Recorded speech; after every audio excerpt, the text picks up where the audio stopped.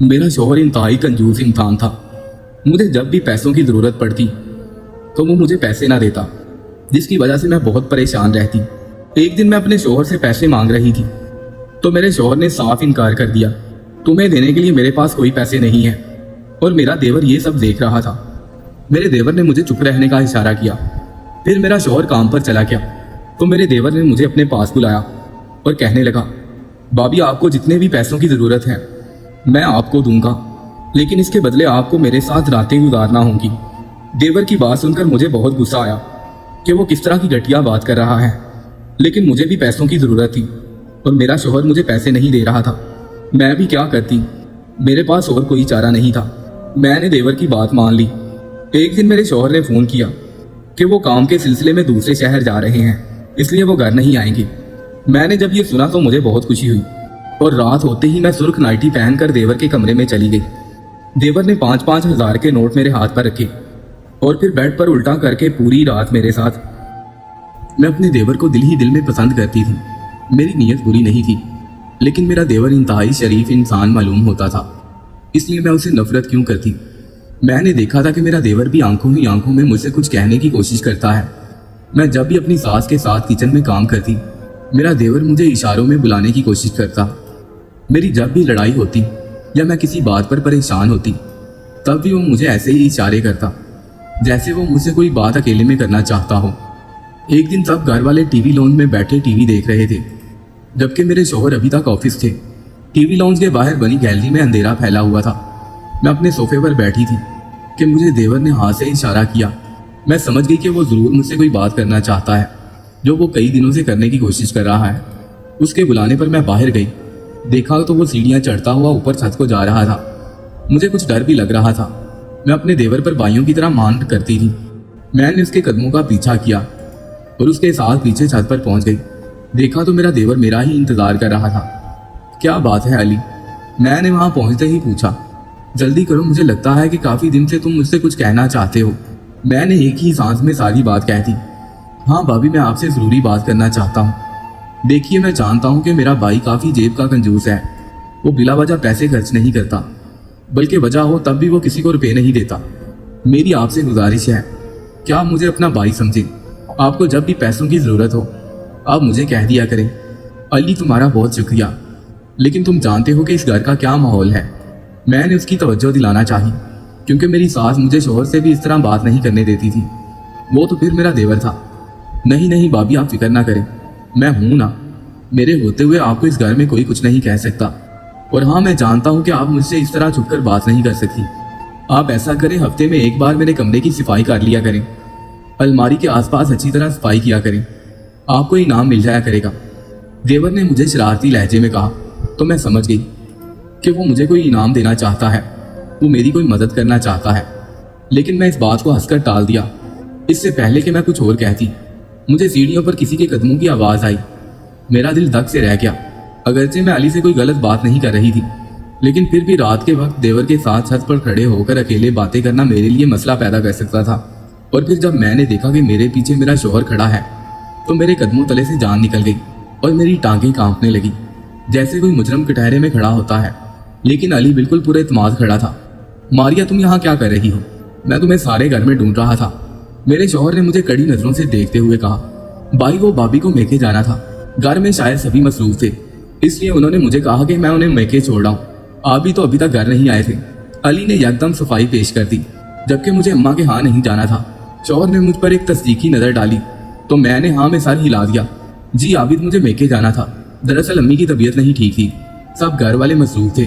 मैंने सोचा अली से कह दूं। अली तो अक्सर फारिग ही रहता है। मैंने जानबूझकर शारिक पर तंज किया ताकि मेरे शौहर को हम दोनों की बातचीत के बारे में कुछ शक ना हो। बहरहाल अली भी समझ गया था, लेकिन अब मसला ये था कि मैंने अपने शौहर को मेके जाने का कह दिया था। कहने लगे, तैयार हो जाओ, मैं तुम्हें तुम्हारी अम्मी के घर छोड़ देता हूँ। शौहर का अंदाज खतरनाक लग रहा था, लेकिन अगर मैं ज्यादा पूछती तो बात मुझ पर ही बन जानी थी कि इसके दिल में चोर था, इसीलिए ये डर रही है। खैर, मैं खामोश इसी कश्मकश में मुब्तला कि शौहर मुझसे नाराज है या नहीं, गाड़ी में आकर बैठ गई।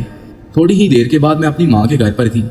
वो तो खुदा का शुक्र है कि मेरे शौहर ने मेरी अम्मा से ये नहीं पूछा कि आपकी तबीयत कैसी है, आपकी बेटी आपके लिए परेशान हो रही थी, वरना न जाने क्या होता। अम्मा के घर रहकर उनसे मिलने के बाद मुझे अपने शौहर की याद सताने लगी, लेकिन उन्हें कैसे कहती कि वो मुझे यहाँ से आकर ले जाएं। इसी दौरान अम्मा ने मुझे एक खुशखबरी दी कि तुम्हारी छोटी बहन की अगले महीने मंगनी होगी। हमने उसके लिए एक बहुत ही शरीफ लड़का देखा है और तुम्हारी बहन की बात भी पक्की कर दी है। अब तुम लोग मंगनी में लाजमी शिरकत करना। हम तुम्हें इसलिए जहमत नहीं देते कि तुम्हारे ससुराल वाले ये बातें पसंद नहीं करते, वरना रिश्ते के वक्त हम तुम्हें भी बुलाते। अम्मा माजरत ख्वाह थी, जबकि मुझे और किसी बात से ज्यादा अगले महीने आने वाली मंगनी की तकरीब में पहने जाने वाले कपड़ों की फिक्र थी। जब भी कोई तकरीब होती मैं इसी वजह से परेशान हो जाती। बहरहाल खुशकिस्मती से अगले दिन ही आबिद का फोन आ गया। वो बहुत खुश थे, कहने लगे मुझे चाइना ट्रिप पर जाना है। मेरी कंपनी ने मुझे चाइना भेजने का फैसला किया है। मुझे पूरा 1 महीना मुल्क से बाहर रहना पड़ेगा। तुम आज ही आ जाओ ताकि मैं तुम्हारे साथ आखिरी लम्हात अच्छे से गुजार सकूं। शोहर की बात सुनकर खुशी भी हुई और परेशानी भी। खैर मैं वापस आ गई और उनके साथ कुछ अच्छा वक्त गुजारा और फिर दुआओं के साथ उन्हें रुखसत किया।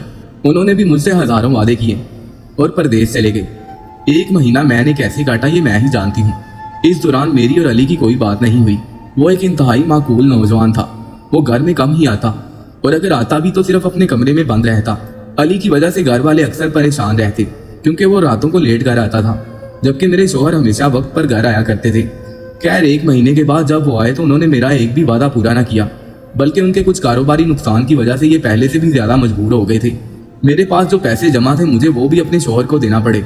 मुझे बहुत दुख था और परेशानी भी कि मैं अपनी बहन की मंगनी में सोने की अंगूठी तो दूर की बात, एक अच्छा जोड़ा भी नहीं पहन सकती। शोहर ने मुझसे जमा पूंजी भी ले ली थी। न जाने क्यों अचानक उन्हें अपना कारोबार शुरू करने का ख्याल आया। इसी दौरान मेरी बहन की मंगनी के दिन करीब आ गए। शोहर के हालात ऐसे थे कि मैं उनसे रुपए मांग भी नहीं सकती थी। मैं जानती थी कि अगर ऐसा किया तो वो काम का मुझ पर गुस्सा होंगे।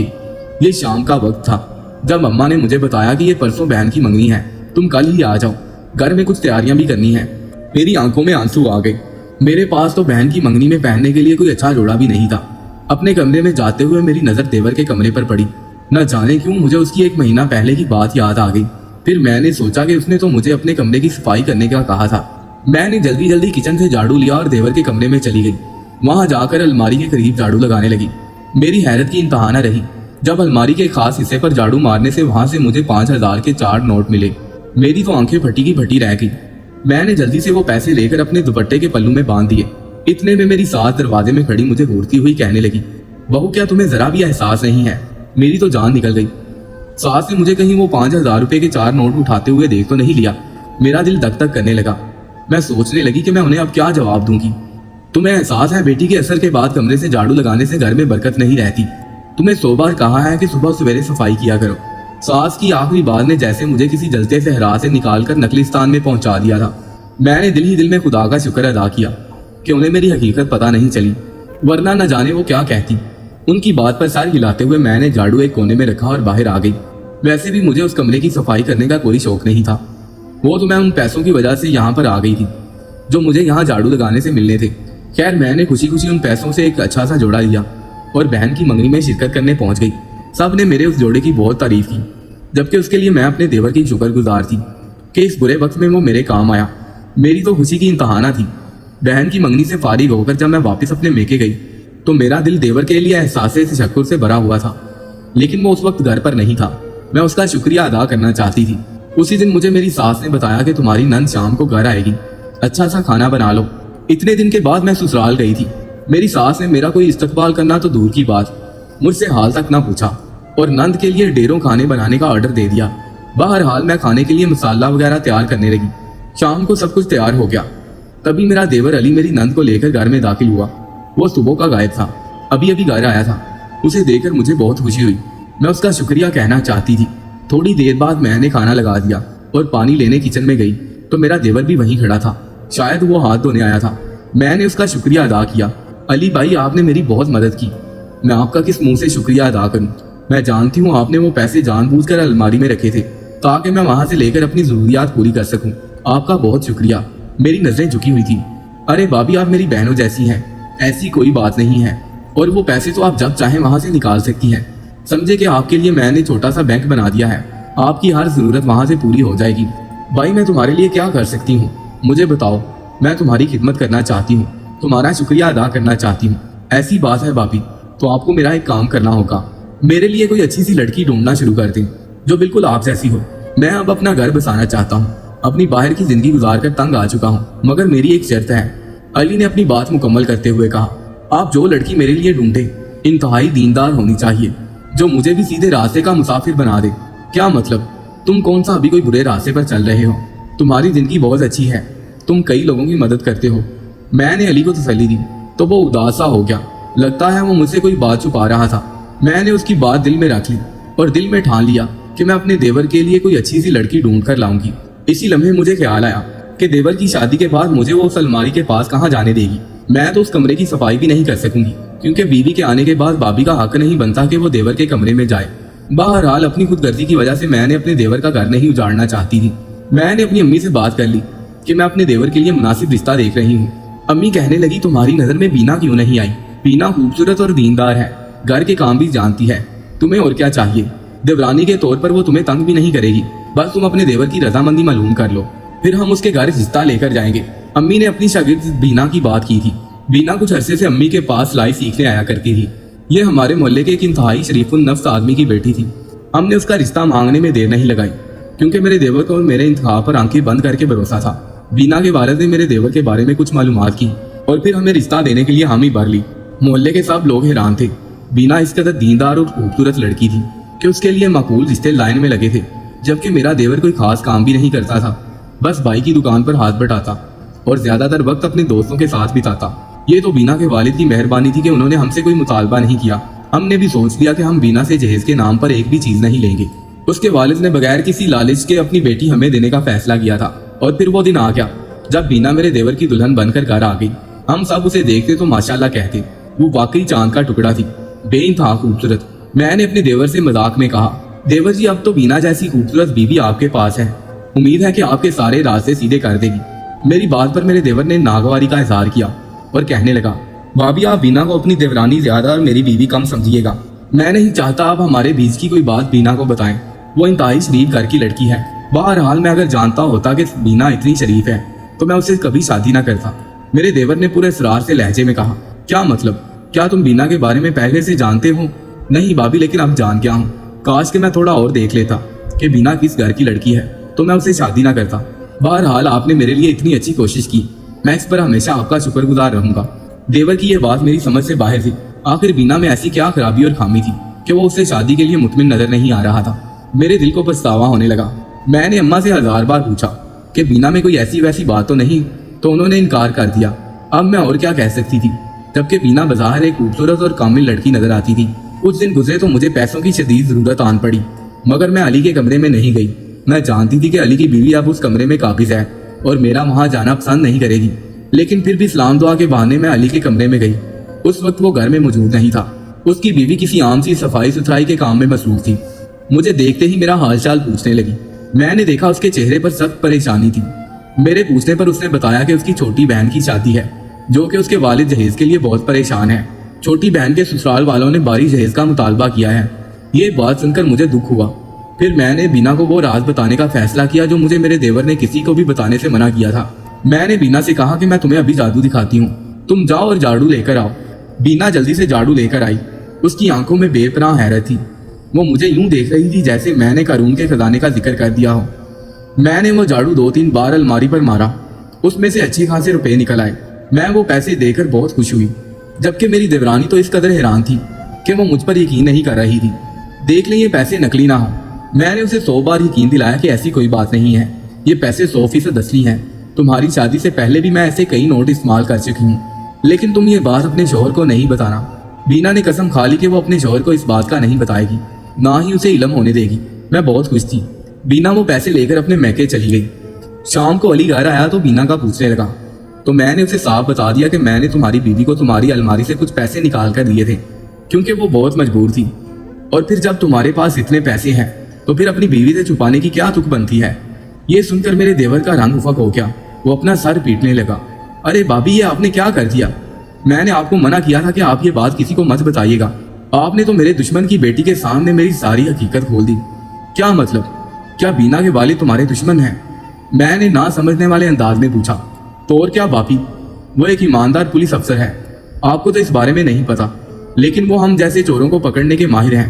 अब उन्होंने अपनी बेटी के हाथ में वो नोट देखे होंगे तो यकीनन कोई ना कोई बात पूछी होगी। जानती तो हैं आप पुलिस वाले कितने शकी होते हैं। मेरे भाई, क्या तुम लोगों के घरों में चोरियां करते हो? मैंने हैरत से पूछा। भाभी, ये कोई पूछने वाली बात है? क्या आपको नहीं पता कि इतने पैसे मैं अपनी अलमारी में कहाँ से रखता हूँ? मेरे लिए और कोई रास्ता नहीं सिवाय लोगों की जेबें काटने के। लेकिन अब मुझे लगता है कि बीना के वालिद मेरी ईंट से ईंट बजा देंगे। आपको ख्याल रखना चाहिए था। देवर की हकीकत सुनकर मैं हक्का बक्का रह गई। सोचा नहीं था कि वो इतनी बड़ी हकीकत छुपाए फिर रहा है। देखो अली, जो तुम काम कर रहे हो वो सरासर हराम है।